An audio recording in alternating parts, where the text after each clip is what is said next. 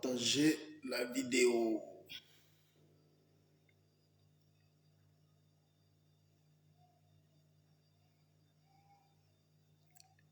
Partagez la vidéo. Invitez vos amis.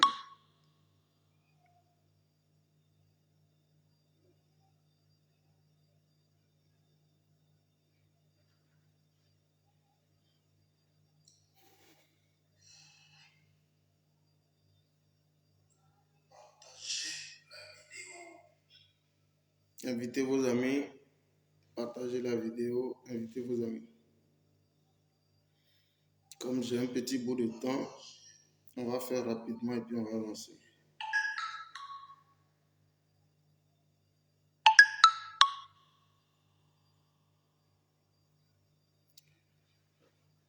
Partagez la vidéo. Invitez vos amis.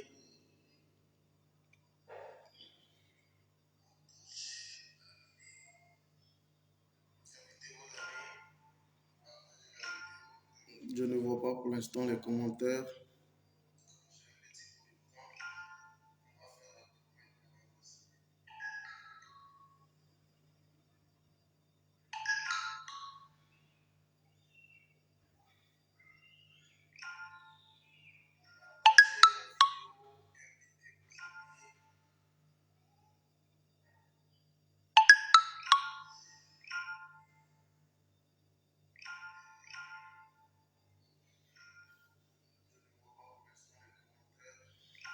Mon ami et frère Jacques Niezéré, je voudrais personnellement te saluer. Je voudrais personnellement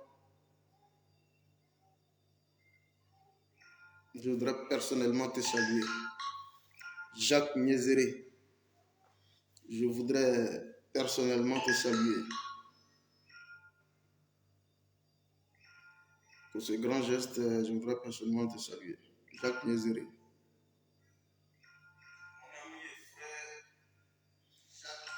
Partagez la vidéo, hein, chers amis. Au revoir.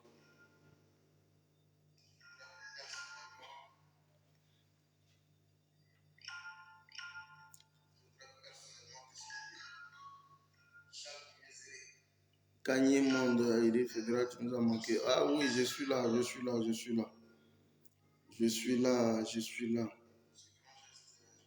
Mais je voudrais saluer mon ami et frère Jacques Niezéré. Voilà, je voudrais personnellement te saluer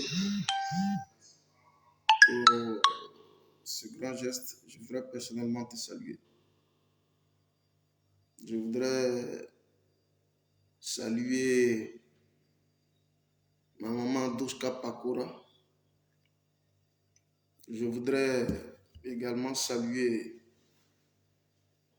ma maman Mekapo Fleu, la présidente de IFESAO, donc, qui est une organisation de l'Ouest, proche donc président Guillaume Soro. Je voudrais personnellement te saluer, ma maman.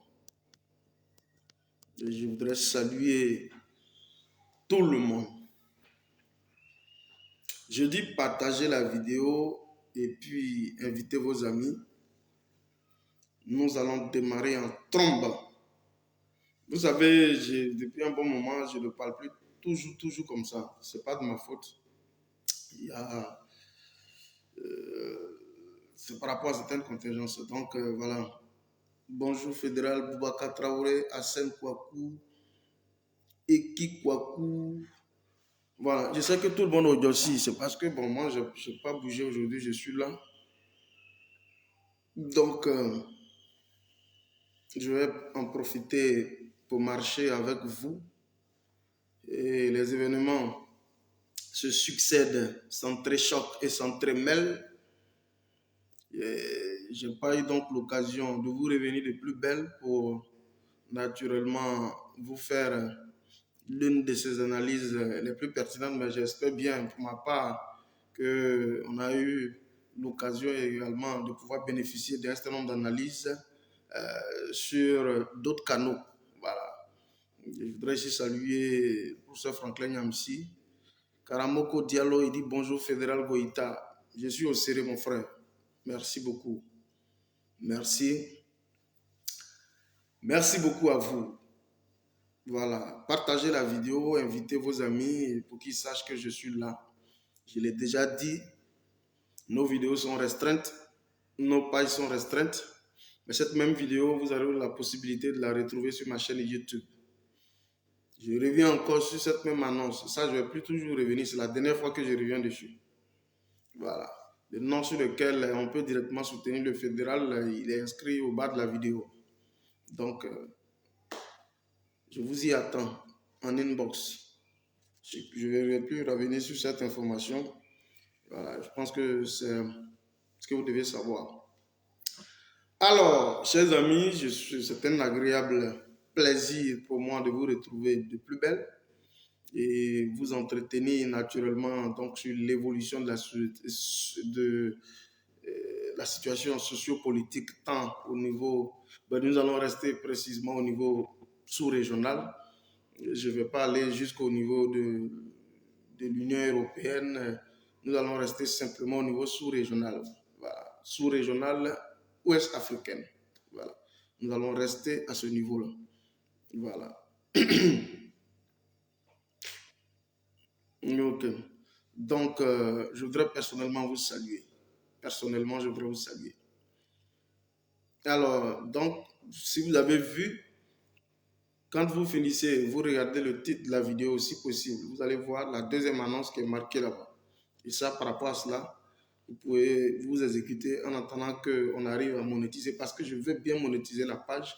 Quand elle sera monétisée, c'est les étoiles là que vous allez envoyer pour soutenir la lutte. Mais pour l'instant, si on peut le faire de façon physique, bon, il n'y a pas de souci. Vous avez donc toutes les coordonnées qui y sont. Voilà. Merci beaucoup à vous d'être là. Et Sowe Aimé Yoba soit salué. Arsène Kouakou, je l'ai déjà salué. Alors, chers amis, je voudrais ici, en tant qu'activiste communicant politique et panafricaniste par extension et membre des Générations et Peuple Solidaire, je voudrais donc vous partager cette analyse. Alors, je vais revenir rapidement sur le feuilleton qui s'est donc déroulé au niveau des États-Unis. Les images fusent de partout, mais je vais vous succinctement vous donner parce que ce n'est pas trop l'objet de ma communication.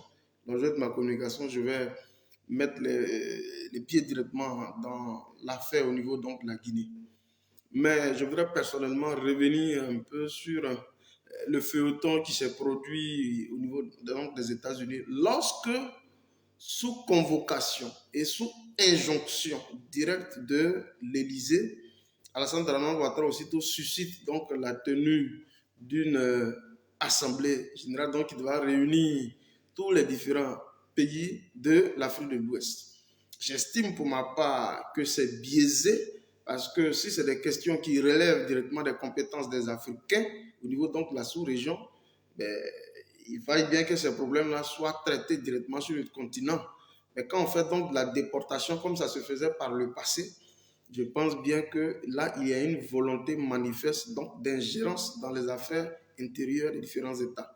On ne peut pas avoir créé un instrument de lutte contre certaines incongruités au niveau de la sous-région, un instrument de régulation et donc de définition du bon fonctionnement entre États et que pour des questions aussi élémentaires, on se retrouve devant encore les Blancs et que ce sont eux qui doivent encore juger. Alors pour cela, je voudrais ici saluer le président Guillaume Kibafori Soro qui a donc très tôt fait une proposition d'une approche négociée et donc d'une sortie de crise à l'amiable entre Africains. Mais je voudrais ici aussi revenir sur les propos de Simone Yves Gbagbo qui s'est offusqué hier. Qui s'est offusqué et qui a dit que pour des raisons, si des militaires sont donc des mercenaires se retrouvent au Mali, mais qui les a donc envoyés? et que pour ce type de situation, nous ne sommes pas capables de les résoudre ici sur place et que pour ça, on va les placer, on a les placer directement devant l'ONU. C'est regrettable. Simon de Yves Gbagbo l'a dit hier. C'est regrettable. Et celui qui l'a fait, celui qui est donc à l'origine de la convocation de cette rencontre entre les différents chefs de l'État de la sous-région, c'est bien entendu Alassane Dramane Ouattara, mais sous injonction de, comment on va dire ça, de l'Élysée. Mais je vous l'ai dit la fois dernière, parce que quand il y a donc des rencontres qui se tiennent au haut niveau ici, au niveau de la CEDEAO, il y a généralement des fuites d'informations. La raison pour laquelle là, ils vont aux États-Unis, c'est pour éviter, pour minimiser les fuites d'informations. Et qu'on leur a donné toutes les garanties possibles pour dire, dès qu'on se retrouve ici, il ne va jamais y avoir une fuite d'informations. Et que s'il y a une fuite d'informations, accusez-nous les États-Unis parce que nous allons prendre toutes les dispositions. Désormais, on ne dira plus que c'est Alassane Dramane Ouattara qui était donc avant-gardiste en termes donc de définition de sanctions lourdes, comme ça a été fait la fois dernière avec le Mali. Et c'est ce pourquoi les gens se retrouvent là-bas, pour pouvoir exposer directement le Mali. Mais vous avez vu, bien entendu, avant même que les gens ne soient convoyés au niveau de Washington, vous avez vu les différentes déclarations qui ont été donc produites par le gouvernement malien. Vous avez également vu toutes les réactions des uns des autres pour dire combien de fois c'était un sommet relativement bancal et que ça n'engage pas les États africains, c'est plutôt une velléité, donc une manifestation d'ingérence dans les affaires de l'État, des différents États, je veux dire. Alors on a banalisé. Mais, chers amis, je ne veux pas revenir parce que sur le feuilleton des 49 militaires, des 49 mercenaires de Wagner, je ne veux pas trop revenir dessus. Parce que ça ne nous intéresse même plus. C'est des choses qu'on a déjà dépassées, ça ne nous intéresse plus. Écoutez-moi très bien. C'est des choses qu'on a déjà dépassées, ça ne nous intéresse plus. Nous, on veut voir le dénouement de cette crise-là. Et je vais peut-être profiter juste à la fin pour porter un message directement à Assimi Goïta, le président Assimi Goïta. Et à cet effet, je voudrais ici me réjouir donc de l'organisation de la toute première fête de la vraie indépendance du Mali.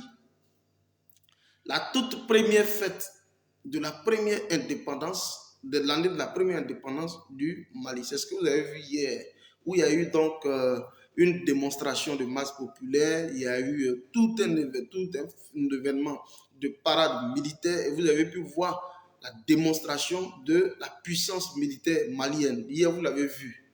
Voilà, c'est ça aussi Assimi Goïta. Je voudrais ici souhaiter bonne fête d'indépendance et dire combien de fois le peuple africain est avec vous.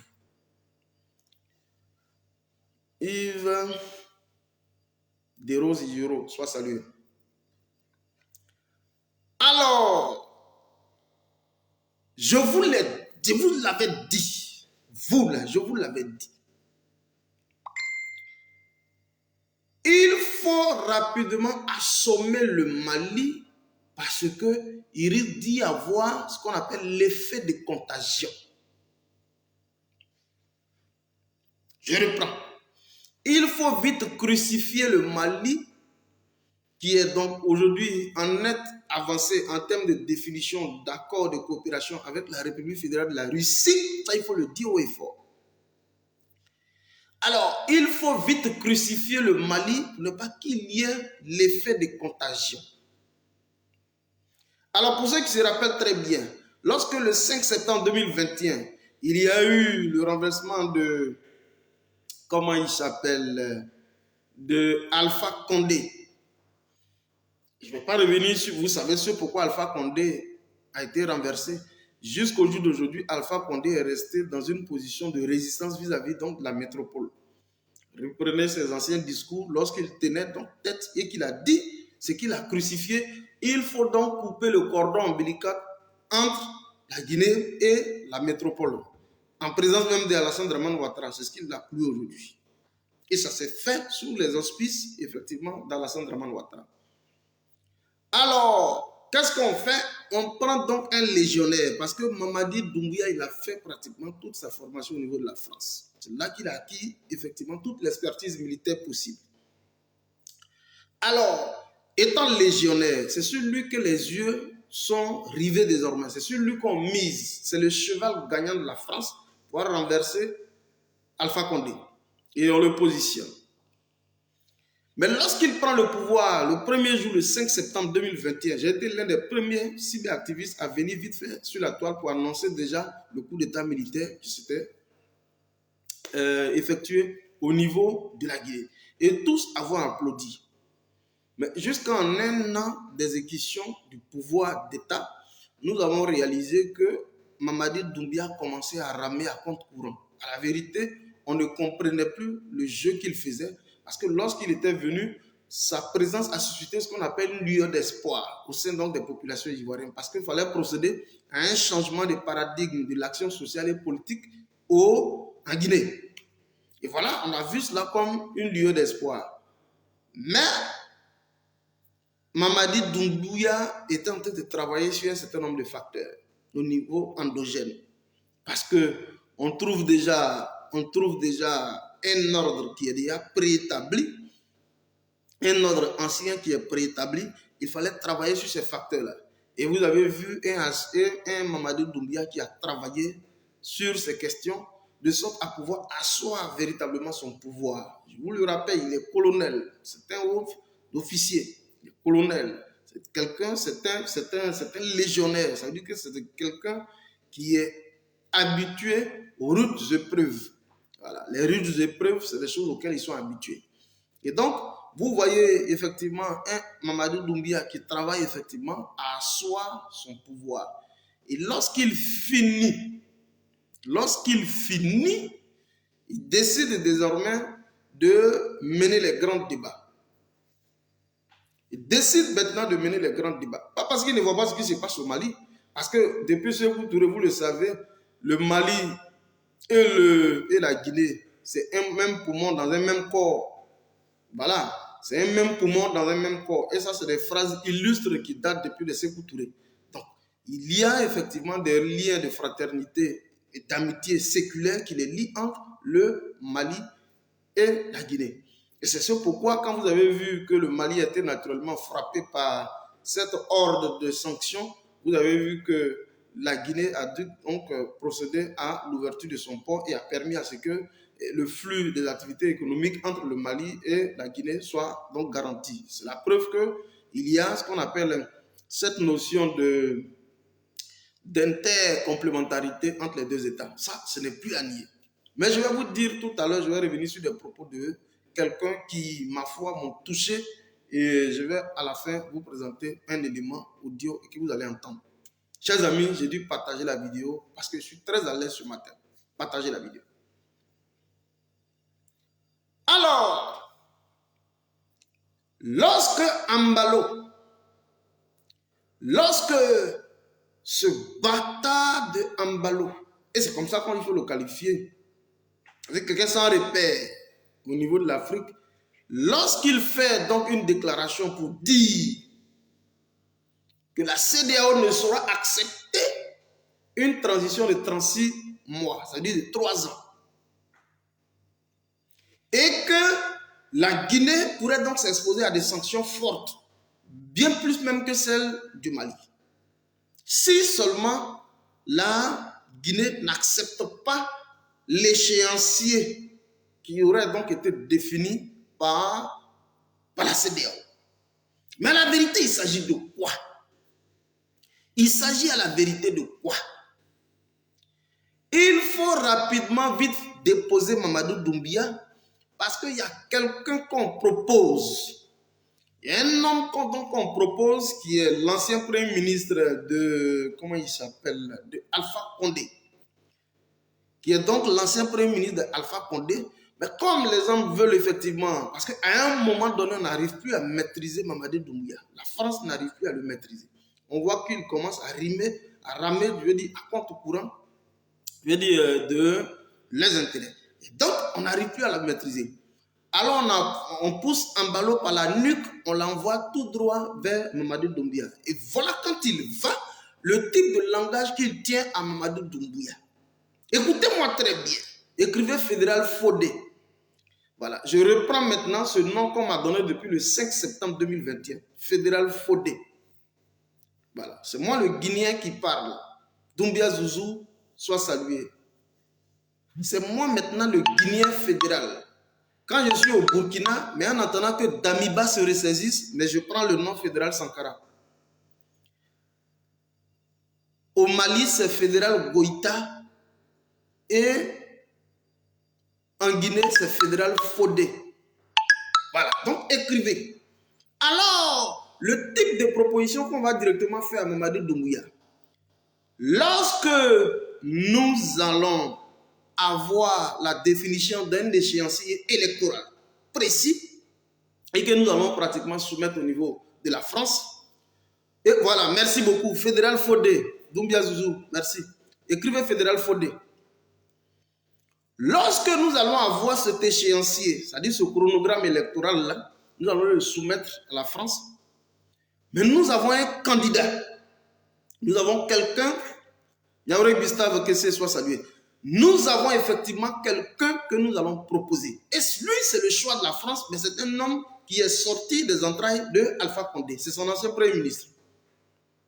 Je crois que c'est Ibrahima Kassori Fofana, si je pense bien. Ibrahima Kassori Fofana, je pense bien.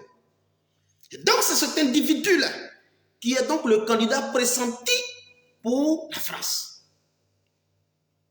Écoutez-moi très bien. Quand on va rencontrer, quand le débile, parce que la qualification qu'on fait aujourd'hui de la diplomatie de la CEDEAO, c'est une diplomatie de guignol. Écrivez ça aussi. CEDEAO égale diplomatie de guignol. Je vais revenir sur le contenu d'une adresse qui a donc été réalisée par qui? Par le porte-parole du gouvernement guinéen. Écoutez-moi très bien, ça veut dire que c'est Mamadou Doumbouya qui parle. Il qualifie la diplomatie de la CEDEAO de diplomatie de guignol. C'est clair. Ça, c'est Mamadou Doumbouya au travers donc de son porte-parole du gouvernement guinéen qui le dit. Vous voyez, fort. C'est long. J'ai dû réceptionner certains modules dedans avec lesquels nous allons interagir tout à l'heure. Et donc, Ibrahima Kassori Fofana, à la vérité, c'est lui qui est le candidat idéal pressenti pour l'Hexagone. Mais que devient, comment il s'appelle, Mamadou Doumbouya?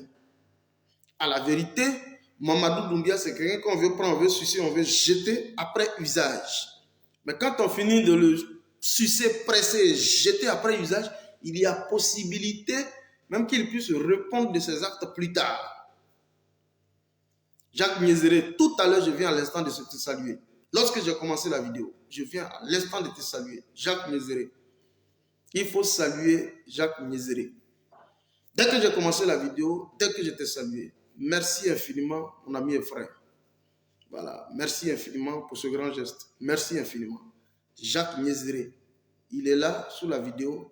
Il faut saluer Jacques Mézéré. C'est ça. C'est ça, effectivement. Soutenir le combat. Merci infiniment. On est ensemble. Merci infiniment. Et donc, comme Mamadou Doumbouya, mais je vous l'ai dit tout à l'heure qu'il y a un cadre d'intercomplémentarité entre les deux États, entre le Mali et la Guinée. Les deux individus se parlent. Ces deux jeunes, autour de la quarantaine, le même esprit, la même vision, et ils ont pratiquement les mêmes ambitions de redéfinition de l'ordre étatique dans les différents États. Est-ce que vous suivez? Alors il lui parle, il lui dit, mon cher, je suis dans une dynamique de rupture avec l'ordre ancien. Je veux donc créer la définition, je vais donc procéder donc à la définition d'un cadre de respect mutuel et de respect de la dignité directe entre les deux peuples. Mais je vais donc procéder à la définition de partenariats gagnant-gagnant avec d'autres puissances beaucoup plus importantes. Je suis, chers amis, je suis aujourd'hui avec la République fédérale de la Russie. Alors, cher ami Doumbouya, si tu veux vivre, il le dit, si tu veux vivre, toi Doumbouya, moi Assimi, je te dis, si tu veux vivre longtemps, je pense qu'il est temps que tu prennes donc tes responsabilités. Et c'est quand je vous dis, c'est les entretiens qui ont été donc réalisés entre ces deux personnalités depuis belle lurette. Mais c'est la matérialité aujourd'hui que vous êtes en train de voir. Est-ce que vous suivez? Alors, Mamadou Doumbia, lorsqu'il est en train de jouer le jeu de la CEDEAO, il s'était accordé, entre-temps, de s'arrêter donc sur le calendrier de 24 mois. C'est la garantie possible qu'il lui avait donnée. Mais lorsqu'il finit et que l'autre a pu l'introduire dans les sphères d'influence, au niveau, je vais dire, ce qu'on appelle les sphères d'influence. Je ne vais pas donner tout parce que j'attends que ça soit formel, formalisé pour qu'on vienne vous en parler. Et lorsqu'il réalise qu'il a été introduit dans les sphères, dans les hautes sphères d'influence, alors il va procéder à quoi? Un ravisement de position. Clair!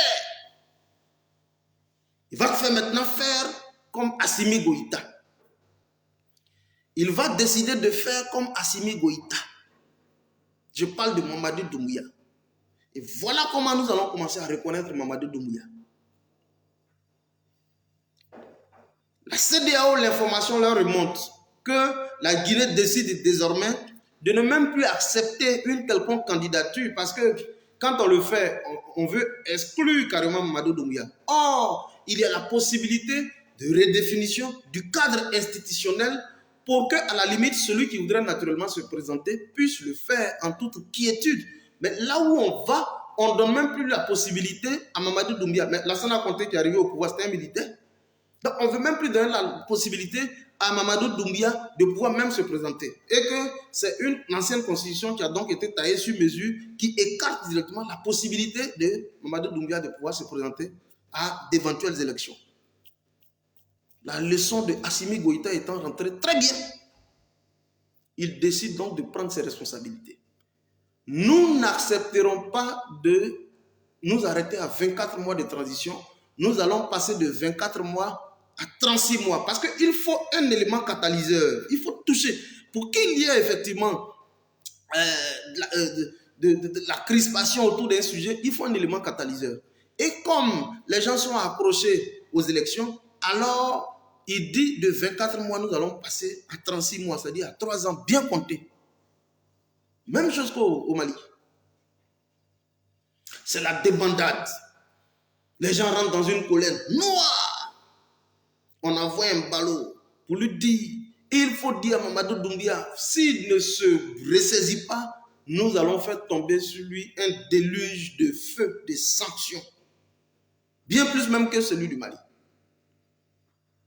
Ah, la vérité. Et donc, lorsqu'il a dit, il a eu des propos condescendants, irrévérencieux d'ailleurs, vous avez vu la réaction du colonel Amara, comment il s'appelle, du colonel Amara Kamara, voilà, je vais peut-être revenir sur un bout ici, il y a eu des réactions. Mais l'une des réactions qui me plaît le plus et qui annonce effectivement la possibilité d'une rupture directe entre la Guinée et la métropole, je pense que c'est la réaction. Vous pouvez suivre ça tout à l'heure sur France 24. C'est une interview qui a été réalisée par Ousmane Goual Diallo, le porte-parole du gouvernement guinéen. Il est seul, il n'y en a pas deux. Au même titre qu'il y a un porte-parole du gouvernement Michelin en Côte d'Ivoire, c'est de cette même façon qu'il y a un porte-parole du gouvernement guinéen. Il s'appelle Ousmane Diallo, Ousmane Goual Diallo. Mais voilà d'abord ce qu'il dit. Et puis ne décrochez pas, je vais vous présenter la pile de sanctions progressives, effectivement, annoncées contre la Guinée. Je dis, quand on vous sanctionne, ça veut dire que vous travaillez pour votre peuple. Gbagbo l'a dit, Laurent Gbagbo l'a dit. Le jour où vous verrez la France en train de m'attaquer, dites-vous que je suis dans cette logique de préservation des intérêts du peuple. Mais le jour où vous verrez la France en train de m'applaudir, dites-vous que j'aurai vendu la Côte d'Ivoire. C'est clair. Et quand vous voyez aujourd'hui que Alassane Dramane Ouattara est plébiscité et qu'il court un peu partout, et qu'on dit que c'est lui qui est le meilleur président, dites-vous qu'il est en train de tout ventiler. Mais je ne vais même pas revenir sur comment il a été humilié hier. Ça ne m'intéresse pas pour l'instant.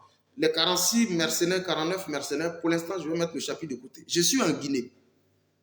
Je dis, l'effet de contagion, il faut que ça prenne les 3 pays. C'est moi qui je vous l'avais dit. Les 3 pays, les pays alignés, là, la Guinée, le Mali et le Burkina. Guinée, Mali et Burkina. Et il faut que les 3 pays soient acquis. Et puis le reste là, on va travailler. Jacques Mézéré, sois salué mon frère. Merci infiniment. Ousmane Diallo, voilà ce qu'il dit en premier point. Et puis écrivez et notez. La déclaration à l'égard des autorités guinéennes sont des déclarations irrévérencieuses de la part de Oumarou Sissoko Mbalo. Premier point, il dit que c'est des déclarations irrévérencieuses. Ça veut dire que c'est de l'irrespect vis-à-vis d'un État souverain. Parce qu'aujourd'hui, ce que des gens oublient dans le principe, même vous avez suivi les déclarations de Macron, lorsqu'il parlait aujourd'hui il affirmait la notion de la souveraineté des États en faisant référence à l'Ukraine et qu'il a qualifié l'intervention militaire spéciale en Ukraine et qu'il a qualifié ça d'agression, ne respectant pas la notion de la souveraineté des peuples. Mais dites-lui, la souveraineté des peuples, ça veut dire qu'elle est relative ou quoi? Elle peut s'appliquer en Ukraine, mais elle n'est pas capable de s'appliquer dans les États africains. Et donc, il dit que c'est des déclarations irrévérencieuses, c'est un manque de respect. Je dis, écrivain fédéral Fodé, je suis guinéen aujourd'hui. J'ai été guinéen depuis le 5 septembre, je me suis un peu mis à l'écart, mais je suis redevenu beaucoup plus guinéen. Appelez-moi tous les Guinéens. Aujourd'hui, on va laisser un peu comment on appelle ce truc-là? L'épisode des 49 mercenaires. Vous savez que toute notre argumentation va graviter autour des 49 mercenaires. Ça, il n'y a rien à faire. Mais aujourd'hui, je vais simplement mettre le pied dans ce qui se passe au niveau de la Guinée. Et puis, peut-être demain, nous allons revenir sur l'épisode des 49 mercenaires. Parce que c'est un épisode qui ne va pas prendre fin maintenant. Il ne prendra fin que lorsque Assimi Goïta aura naturellement fait un délibéré. Mais à lui, je vais revenir tout à l'heure. Dokouk soit salué. Bizi Mani, attention, Bizi, soit salué. 2, il dit, nous ne faisons pas de... Lorsqu'on lui pose la question sur la durée de la transition, voilà la pomme de discorde entre la France, par le truchement de la CEDEAO, et la République souveraine de la Guinée. La pomme de discorde est liée effectivement à la définition d'un calendrier électoral. Tout ce que vous voyez, que ce soit au Mali, au Burkina ou en Guinée, il faut coûte que coûte revenir selon eux à l'ordre normal, ce qu'ils appellent l'ordre normal, c'est-à-dire redéfinition du cadre institutionnel, c'est-à-dire revenir au cadre institutionnel. Mais quand ils le disent, ça veut dire qu'il faut rapidement revenir à des élections pour qu'on positionne ceux qu'ils ont à positionner. Voilà ce qu'ils appellent le cadre normal. Mais tant que des militaires sont au pouvoir, pour eux, là, ce n'est pas normal. Comme si un militaire était dépourvu d'intelligence. De Gaulle a été un militaire, Lassana Conté était un militaire, Rawlings, dont on parle aujourd'hui, était un militaire. Paul Kagame, c'est pareil. Voilà. Donc, un militaire n'est pas forcément dépourvu d'intelligence. Effectivement, c'est parce que les militaires sont très intelligents en termes de définition de tactique opérationnelle. C'est pourquoi on les appelle la grande muette. On ne veut pas qu'ils fassent. Parce qu'ils connaissent la stratégie opérationnelle. Et c'est ce pourquoi on ne leur permet pas de gérer le pouvoir d'État. Mais aujourd'hui, nous sommes dans une dynamique où le pouvoir, il faut qu'à un moment donné, les militaires arrivent à prendre leurs responsabilités. Face à un peuple qui est opprimé, il faut bien entendu que les militaires arrivent à prendre leurs responsabilités. C'est pourquoi je suis entré là. Et il dit assez de cœur, assez d'étoiles. Bon, peut-être après tu rentres dans mon inbox ou après on se prend et puis tu vas me parler de comment ça se fait. Parce que la monétisation, ce n'est pas encore fait. Et donc, C'est pourquoi je ne peux pas directement vous dire envoyez-moi les étoiles, sinon j'en ai besoin. Donc, ceux qui le font de façon traditionnelle, je viens ici puis je vais les remercier. Voilà. Tous les éléments sont sur la vidéo. Ceux qui veulent apporter, soutenir la marche, voilà, on va le faire comme ça de façon traditionnelle jusqu'à ce qu'on arrive à une étape de monétisation. Et là, je pourrais recevoir directement des données numériques. Voilà. Des jetons numériques qui sont donc les étoiles. C'est ça le fédéral 001. Lorsqu'on lui pose la question sur le calendrier électoral, voilà sa réponse. J'ai dit, j'ai tout noté pour vous permettre de comprendre l'esprit et le contenu de la déclaration de Ousmane Diallo, qui est le porte-parole du gouvernement guinéen. Non, Guinée, Mali, il y a des hommes qui sont assis, qui ont de la cervelle. Nous ne faisons plus de la durée, il dit, nous ne faisons plus de la durée de transition un dogme. Aïe, aïe, aïe. Ça, c'est suite à la déclaration du colonel Amara Kamara. Lorsqu'il finit, le porte-parole du gouvernement rebondit hier sur France 24. Et ce sont les différents modules de son intervention que je suis en train de vous présenter. Il dit, nous ne faisons plus de la durée de transition un dogme. Est-ce que vous comprenez ce que ça veut dire? Lorsqu'il y a eu la crise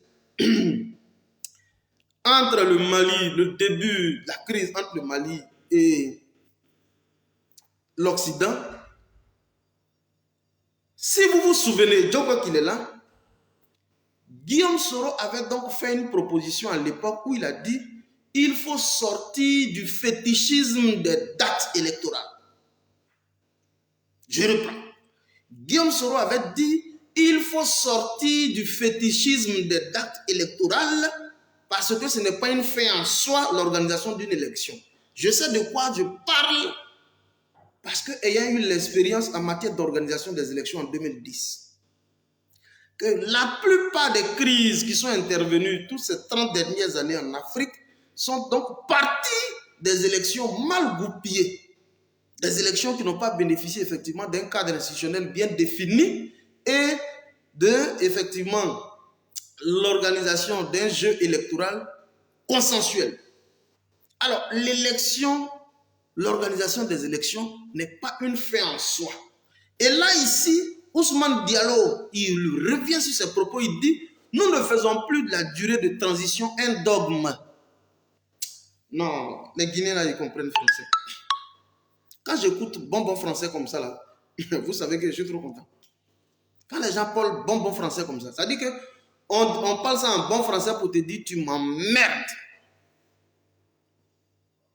On parle bonbon français comme ça pour dire ton maudit tes parents. Si tu me parles d'élection là, maudit de tes parents, maudit de tous ceux qui sont autour de toi. C'est ce que ça veut dire. Nous ne faisons plus de la durée de transition un dogme. Il faut sortir de ça. Nous, on n'est plus dans une logique de calendrier électoral. C'est terminé. Durcissement de temps. Écrivez ça. Il y a un durcissement de temps des autorités guinéennes. Parce qu'on ne peut pas comprendre que pour des questions qui engagent la sous-région, on puisse se colporter jusqu'aux États-Unis, présenter ses pairs comme étant des va-t-en-guerre. On présente ses pairs africains comme étant des va-t-en-guerre. Devant qui? Devant encore les Blancs. Et il précise, il dit, Ousmane Diallo, il poursuit puis il dit, je dis, vous devez comprendre ça. Si vous avez compris ça, vous devez déjà comprendre dans quelle disposition d'esprit il faut déjà résider pour pouvoir poursuivre le combat. Parce que tant qu'on ne vous donne pas tous ces petits détails, vous ne pouvez pas comprendre dans quelle disposition d'esprit nos différents États, nos différents responsables d'État sont pour pouvoir continuer le combat.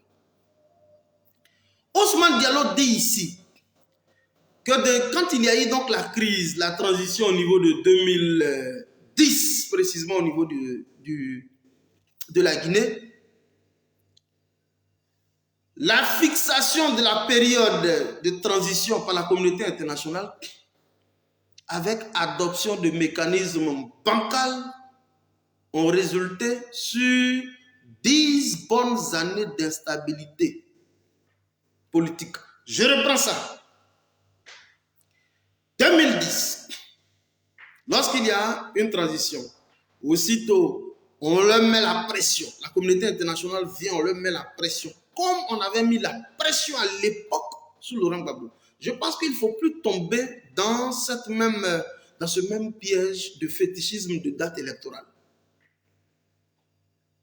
Vous voyez que c'est les mêmes recettes qui sont applicables partout d'un État à un autre. C'est les mêmes recettes qui sont applicables. Parce qu'on ne change pas une méthode qui marche à merveille. Si on les a essayées en Côte d'Ivoire et que ça a pris, on peut essayer au Burkina, on peut essayer au Mali, on peut aussi appliquer ça au niveau de la Guinée. Alors, en 2010, lorsqu'il y a eu donc la transition, on met la pression. La communauté internationale met donc la pression sur le gouvernement. On n'a pas pu faire à soi, c'est un mécanisme viable en termes d'organisation technique des élections. Ils sont allés aux élections. Voilà aujourd'hui, ça a entraîné 10 ans de crise. Et voilà ce à quoi aujourd'hui nous assistons. Et donc, Ousmane Diallo dit que la question du fichier électoral depuis plus de 30 ans pollue l'atmosphère politique de la Guinée. C'est lui qui dit, ce n'est même pas moi. Je vais vous faire suivre sa déclaration sur France 24. Peut-être que je vais mettre ça à disposition. Mais cette même déclaration, vous pouvez aller la suivre sur France 24. La question du fichier électoral depuis plus de 30 bonnes années pollue l'atmosphère politique de la Guinée. Mais est-ce que c'est faux? Est-ce que c'est faux? C'est pas faux. Toutes les crises qui sont intervenues en Afrique sont issues des élections mal organisées. Au Burkina, on a fait semblant de revoir le fichier électoral. Mais regardez même en Côte d'Ivoire actuellement. Je dis même 2025 là, ça s'annonce très mal parce que ce sur quoi aujourd'hui les partis politiques de l'opposition sont en train de tabler et ce pourquoi ils tapent le poing sur la table, c'est la révision non seulement du cadre électoral, la révision non seulement du jeu électoral, mais aussi la révision de la cartographie électorale, même du fichier électoral. Parce qu'il faut qu'on revoie les cas de doublons. Il y a plein qui ne sont pas de nationalité ivoirienne qui figurent sur le fichier électoral. Tout ça là, il faut pouvoir dépoussiérer. Donc il faut revoir la loi et puis la loi électorale. Quand on dit la loi, ça veut dire le cadre institutionnel d'État, la constitution. Mais quand vous regardez au Mali, lorsque Choguel Kokala Maïga était donc en face à l'Assemblée générale des Nations Unies, lorsqu'il a tenu un discours, il a dit « Nous sommes en train de travailler à la rédaction d'une nouvelle constitution. Quand nous allons partir, qu'est-ce que nous léguons comme héritage? Ce que nous devons léguer comme héritage aux Maliens, c'est la définition d'un cadre institutionnel bien défini, bien solide. C'est ça un État. Quand on n'a pas un cadre institutionnel solide, à travers des institutions solides, il n'y a plus d'État. Donc, il dit, il faut, la définition de la loi du fichier électoral et de son contenu, bien entendu. Mais il y a une partie qui dit ici, qui me plaît. Il dit, Ousmane Diallo, et puis écrivez et notez ça très bien. Il dit que nos relations ne doivent faire l'objet d'un diktat.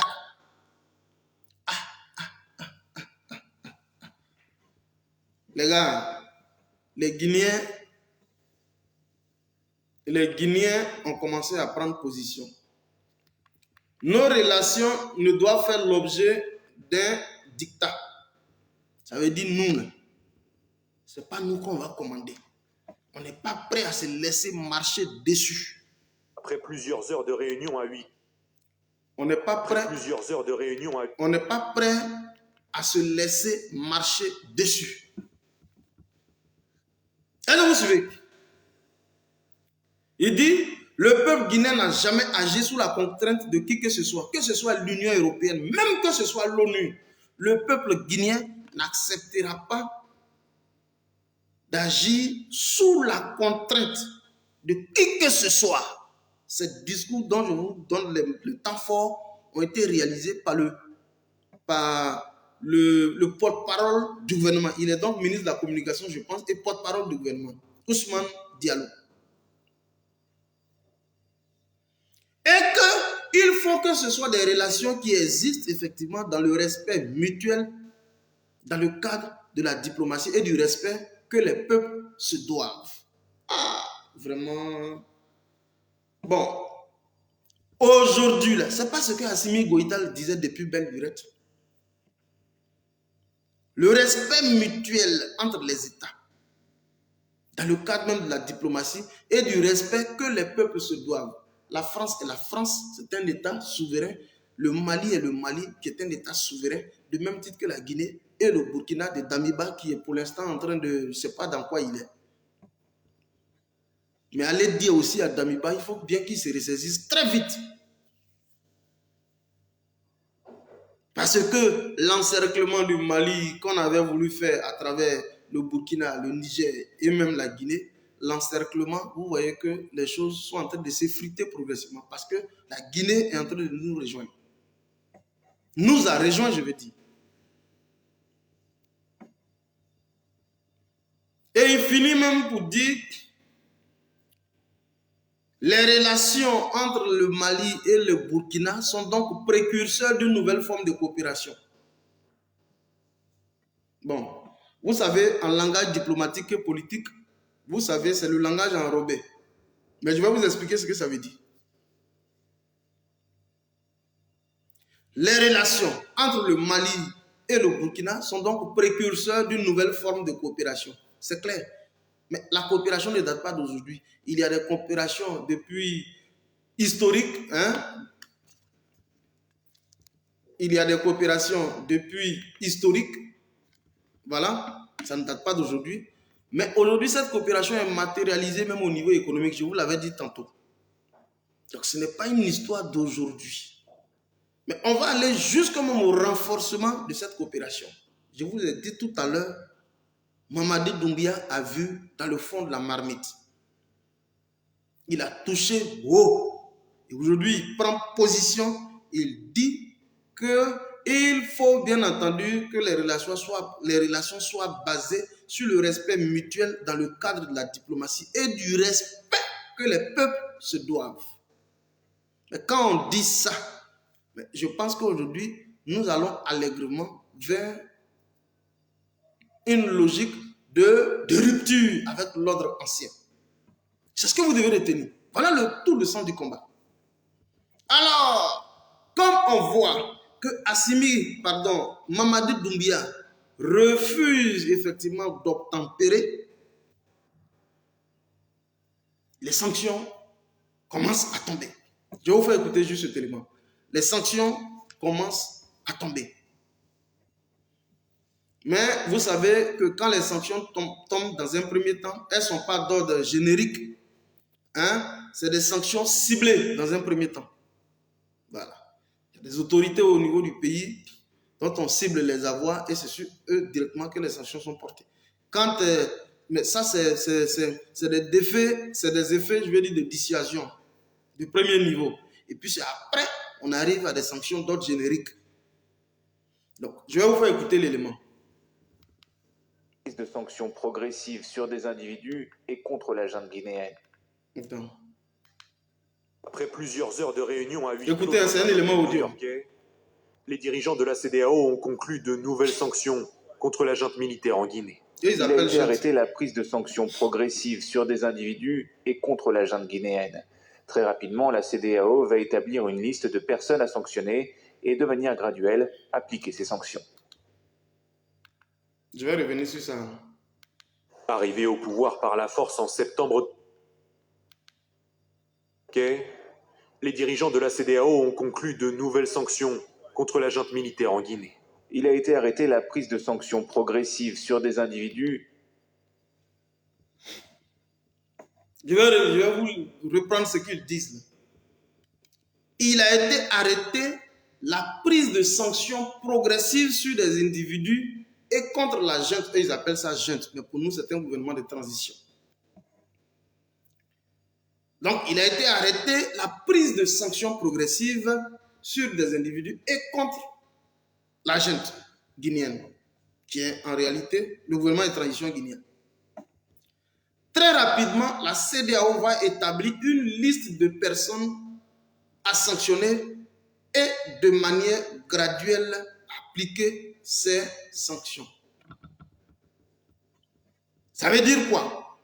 Quand ils se sont retrouvés, et vous allez entendre ça tout à l'heure dans l'élément, quand ils se sont retrouvés aux États-Unis, voilà le ciblage qui a été donc fait sur des personnes qui doivent faire l'objet de lourdes sanctions. Je dis bien de lourdes sanctions.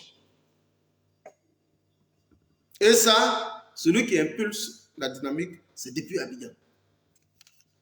On continue. Et contre la junte guinéenne.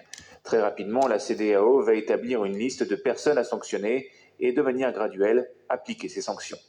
Arrivée au pouvoir par la force en septembre 2021, la junte militaire guinéenne entend y rester pendant 3 ans avant de céder la place à un gouvernement civil. Sur notre antenne, quelques heures avant le sommet, le président en exercice de la CEDEAO jugeait cette ambition inacceptable. On a discuté, on est arrivé à un consensus qu'on ne peut pas dépasser les 24 mois. Ça, c'est négociable pour la CEDEAO. Des propos qui, avant même l'annonce des sanctions, avaient provoqué l'ire de la junte militaire guinéenne. Dans une vidéo adressée à la presse, elle déplore la honte dont se couvrirait l'organisation.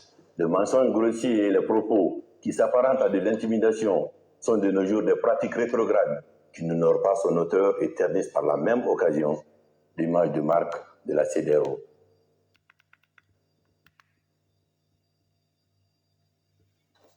Tiens, je vais voir si je peux vous faire.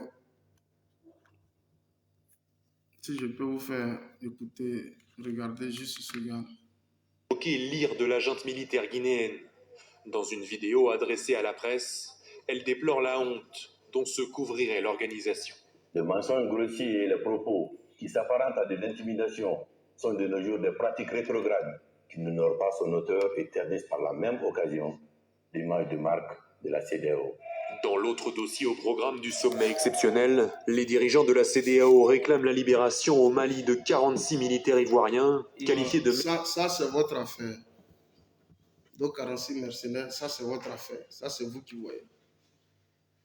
Nous, on n'a rien à foutre avec ça. Pour nous, le dossier sur les 49 mercenaires, il est clos. Voilà. Donc, je vous ai présenté tout à l'heure l'image du colonel Amara Fofana. Camara, pardon. Voilà. Et donc, il dit que la déclaration de la CEDEAO s'apparente à de l'intimidation.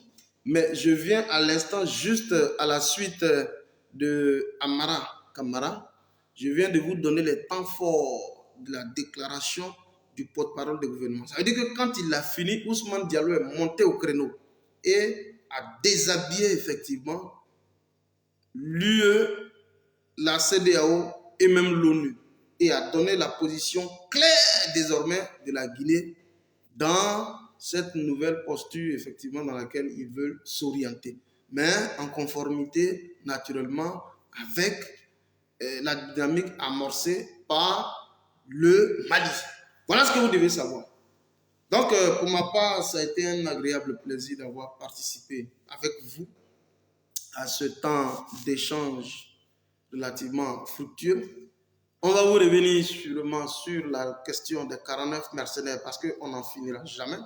Et je termine ici par là pour dire donc au président Assimi Goïta, Alassane Dramane Ouattara, devant, bon, pratiquement tout le monde dormait. Lorsqu'il parlait, les gens avaient vidé pratiquement la salle. C'était ceux qui devaient prendre part à cette assemblée, à ce sommet-là, à cette assemblée générale. C'est plus de 150 chefs d'État. Mais lorsqu'il a pris la parole, tout le monde était tout le monde somnolait. Il y a plein qui avaient déjà vidé les salles. Ça, il faut le dire. Mais il allait simplement pour faire ce qu'on appelle un soliloque. C'est-à-dire qu'il allait bavarder seul en présence de sa ministre Kandia Camara.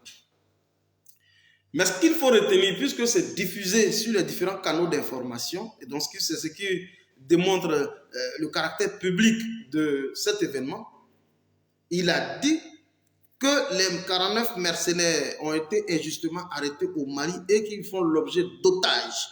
Et je pense bien qu'à travers la déclaration de Alassane Dramane Ouattara à l'Assemblée générale des États-Unis, au niveau de l'ONU, ça doit être l'occasion rêvée Il faut que ce soit l'occasion rêvée pour les autorités maliennes de pouvoir finir avec ce chapitre.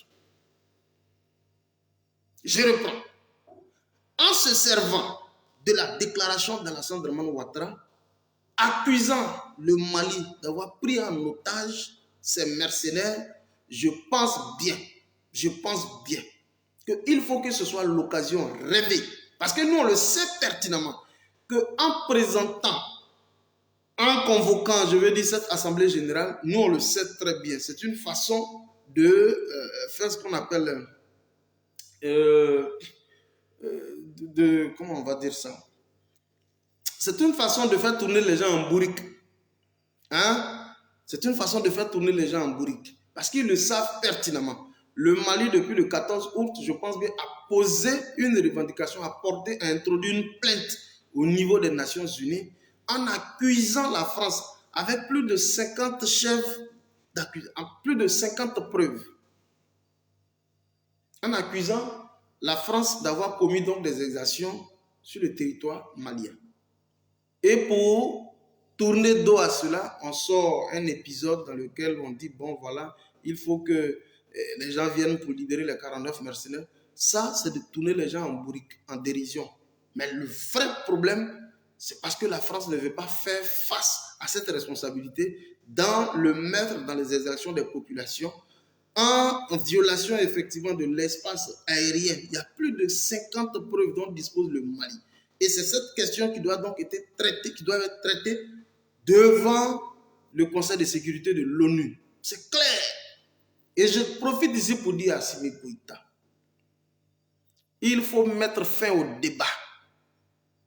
Il faut donc mettre fin au débat en traduisant en justice ces 49 mercenaires, c'est-à-dire 46 autres mercenaires, et qu'une décision de justice soit rendue pour que, à la vérité, ces personnes fassent l'objet de condamnation.